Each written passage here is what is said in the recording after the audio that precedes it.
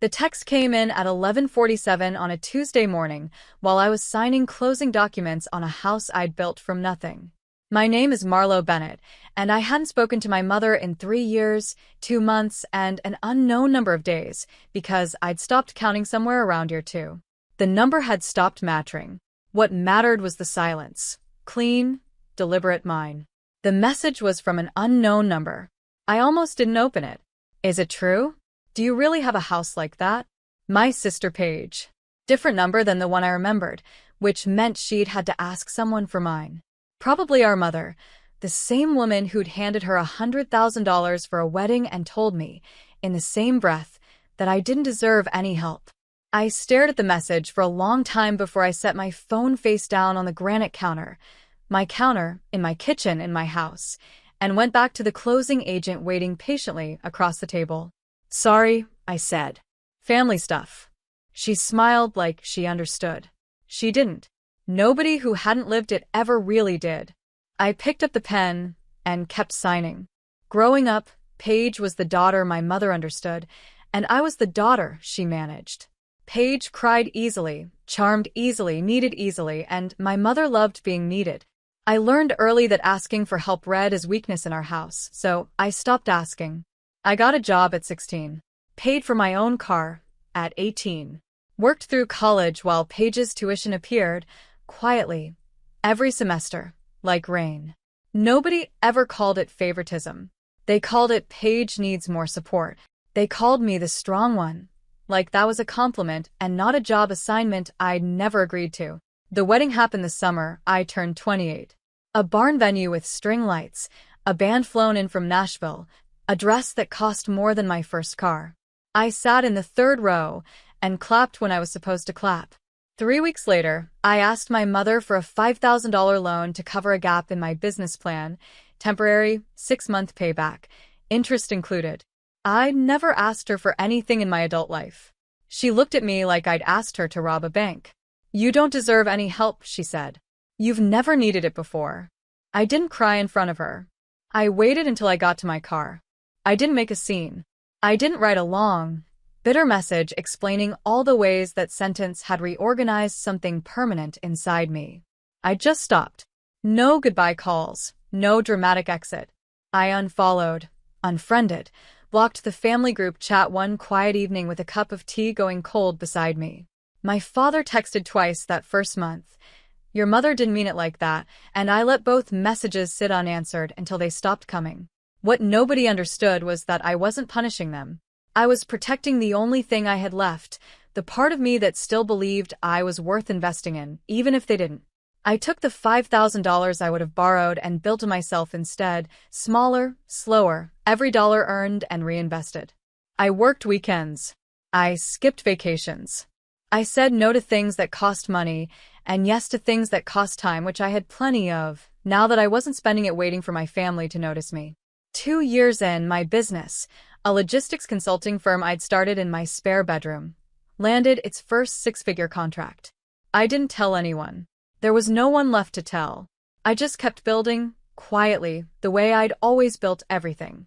The house wasn't supposed to mean anything. That's what I told myself when I signed for it. $2 million for bedrooms, a kitchen with windows that caught the morning light just right. Bought outright with money I'd earned clawing through 3 years of 16-hour days. I didn't buy it to prove anything. I bought it because I could finally afford a life that was entirely, undeniably mine. I should have known the neighborhood would be a small enough world for someone to recognize me. Paige had been driving through on her way to a baby shower 2 streets over. She was pregnant now, a fact I knew only because a mutual cousin had mentioned it in passing when she saw me on the front lawn, directing a delivery truck unloading patio furniture. She didn't get out of the car. She didn't wave.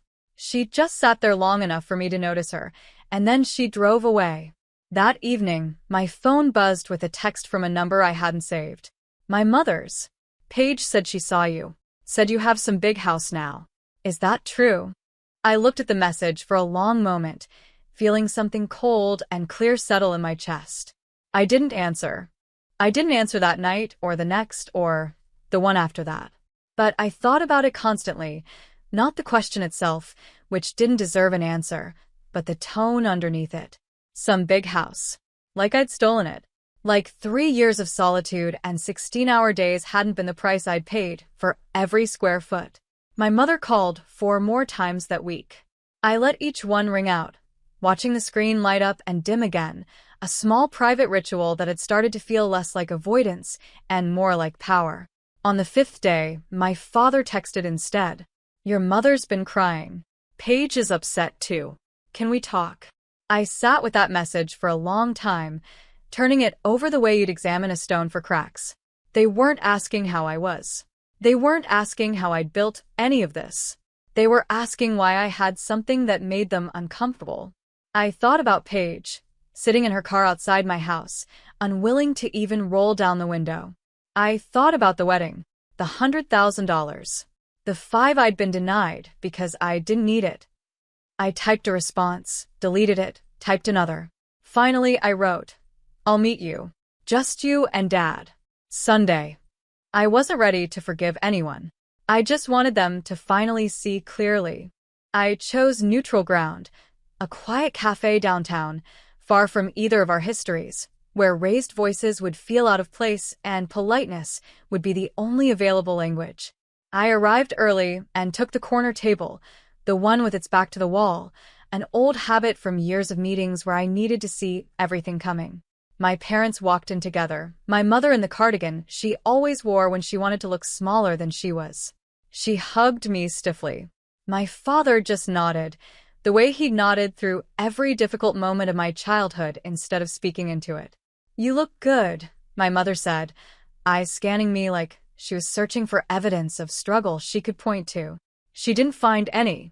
I didn't bring documents. I didn't bring spreadsheets of every dollar earned and every favor denied. I decided, somewhere around the 3rd sleepless night, that I didn't need to justify 3 years of work to people who'd never once asked how I was managing. Instead, I brought one question, the only one that mattered. "Why does it bother you so much that I have it?" I asked, "when you're the ones who told me I didn't deserve help." My mother's hands tightened around her coffee cup. "That's not fair," she said. "No," I agreed. It wasn't. My mother's composure cracked slower than I expected, like ice giving way in sections. "We helped Paige because she needed it," she said. "Her father-in-law was paying for half. We wanted to do our part. You never asked for anything, so we thought you were fine." "I asked once," I said quietly. $5,000. You told me I didn't deserve any help. Not that you couldn't afford it. Not that the timing was bad. You said I didn't deserve it." My father shifted in his seat, finally speaking. "We didn't mean. You meant it enough to say it." I cut in, not unkindly, just clearly. "And I believed you. So I stopped asking. I stopped calling.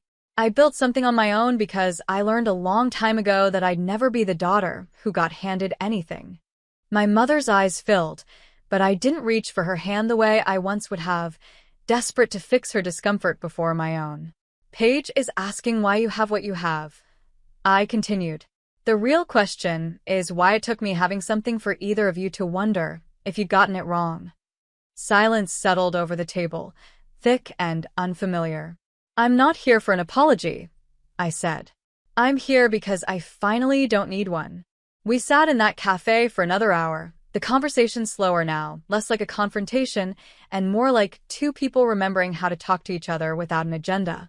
My mother didn't apologize that day, not fully, not in the clean way I might have written it if this were fiction.